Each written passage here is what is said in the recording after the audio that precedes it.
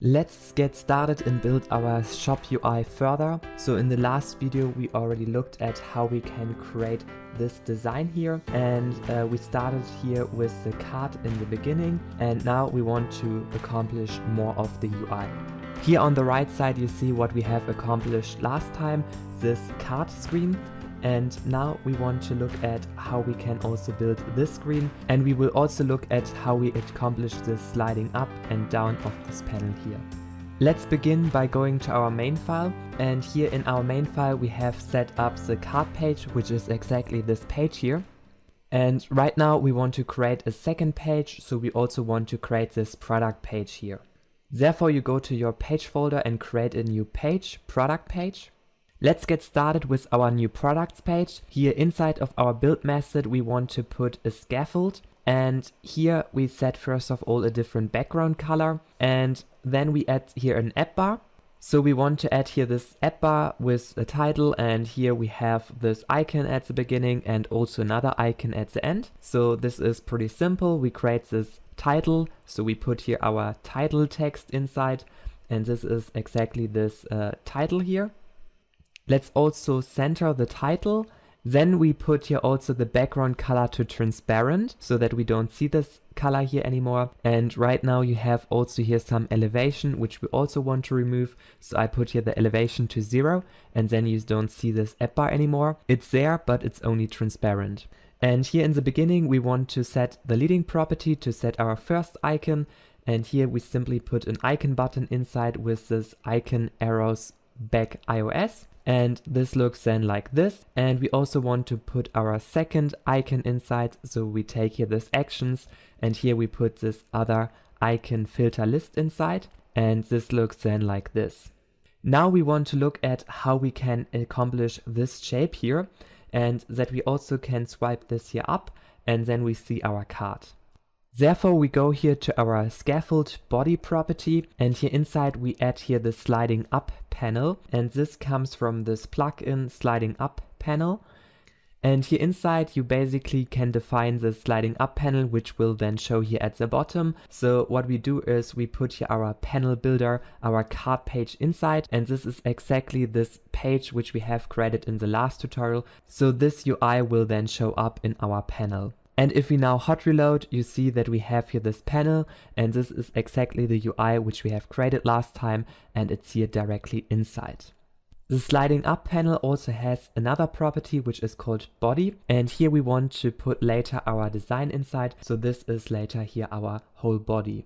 Let's also create here a minimum height, so we can change here the height of this cart, how much is showing initially. And now if I set it here to 70, then we see not this title anymore. And here we want to place something on top.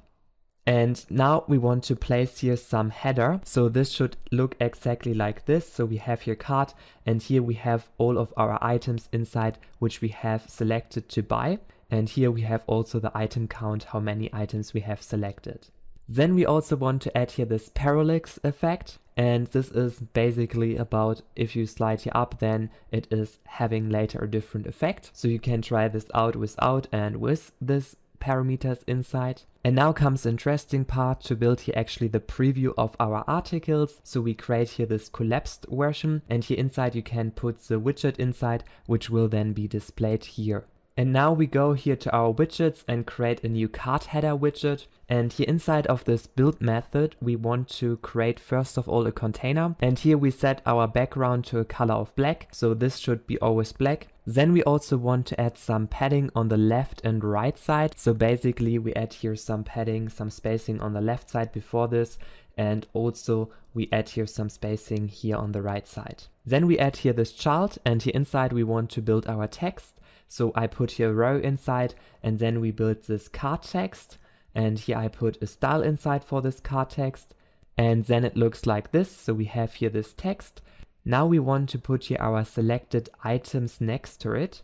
First of all, we put here some spacing next to our text, And then we want to add these circle avatars. So we put here an expanded inside so that here this gets the whole size. And then we put here list view inside because this can be also scrollable if we have multiple items inside. And here we put a row inside and put here all of our items inside. And like I have shown you in the last video, we make here use of this provider. And here we have all the items stored inside of our list. And here you see that we have many of them. And now we want to access all of these items, and we want to access and go over all of our values. So here we have the every time a cart item as our value. And here we have then all the information inside of the item which we have selected. So here you see we have, for example, the quantity, we have here this title, and we also have the image URL. And this image URL is what we need if we are in this view. So let's build here our cart item, and we create a new method, and here we go and put here our cart item inside.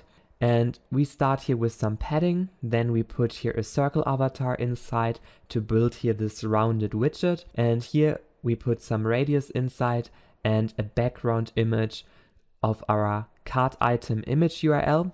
And if we do this, you see that we have here all these rounded images, and all of these items are now here inside, which are here inside right now hard-coded in our list. And after our preview icons, we also have here this counter of how many items we have here in our list. And that's what we want to add right now. So we go here again to our row, and here after our preview items, we want to add some space.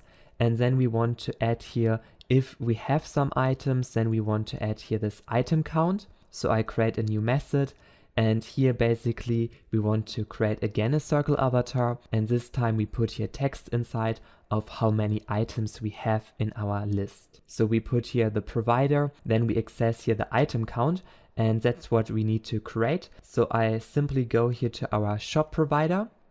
And here we want to get the length of our items, so I simply add here a new method of item count, and here we get simply the length of our items list. And now we want to access this item count and show it here in our UI. So we put here this text inside, and we also put here some text style inside, and let's also add here this radius and a background color. And then it looks like this. So we have here every time the count how many items we have here in this list, and we can also scroll this list. Alright, now we have accomplished a lot already. So we have here our header ready, and you see that it is also here animating every time if we go up, then it is hiding and the other card is showing, and if we go here down, then this card will here appear again. Now we want to add our main products here inside, and after it we also want to set here this black rounded shape. And by the way, if you want to get this whole project, you can get the source code of it with the first link in the description, and with the second link you can get my Flutter course where I teach you how you can become a more advanced Flutter developer. To build this UI, this is pretty simple. We have here a card, and here we have our image, the price, the title, and also some milliliters, how much is here inside. And that's what we want to build right now. So let's go to our products page, and this was exactly the page with our sliding up panel. And here, instead of this container, we want to build our products right now. Therefore, we create here a new method, build products. And here inside, we want to add a grid view. And with the grid view widget, you can display here multiple widgets next to each other. And also you can scroll vertically like a list view. Here inside we have a property called children, and here we want to display all of our products. And for this products, we create here a new data structure, and here we put all of our cart items products inside. And right now we have here already all of our items here inside of our shop provider, and we simply take all of them here out and we extract them. So this list will be empty. And then we also don't have here initially any items inside because the user needs to select them first. And then we simply go to our products page, and here we paste them inside. And then we remove here every time the key in front, like this, and also like this. And now we have here a list of all of our products which we can use inside of our products page. Now we want to map over all of these objects and create out of them some widgets. So we get here every time a product, and then we want to build this product. And we also will wrap here around a gesture detector. So every time if we later click on one of these cards, then we want to go to the detail page. So basically we want to go to this page where we can then add this product to the card.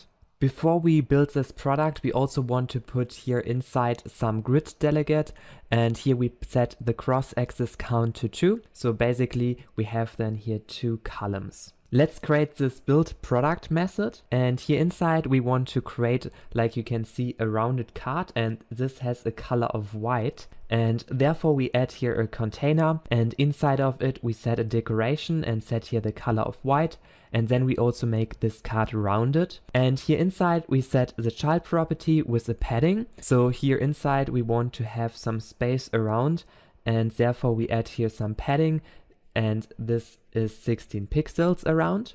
And here inside of it we want to display then this image, this text, and this text. And therefore we use here a column to display multiple widgets under each other. And here we set first of all the image, and we make use here of our product itself and access here every time all these properties. So right now we access here this image URL. And by the way, this is also stored here every time inside of our assets folder. And now if I hot reload, you see already here this card around, and you also see here the image inside. However, the image is a bit too big, and we also want to display right now the text under this image. So first of all, we like to center this widget and also put here an expanded around. And then this arrow here goes away, and our images take the available space they can get. However, now we want to place here some text inside, then these images get less space. So we put here first of all some spacing under this image, and then we put here our first text inside. And here inside we add a $sign, and we need to escape it here with a backslash. And then we add here with this interpolation, string interpolation, our current price of our product object here inside. This looks then like this here, and you also see that the image got smaller. Let's also go here further and create again some spacing, and then we create here this product title. So I add here this product title, and this is every time getting all the data from these products which we have created before.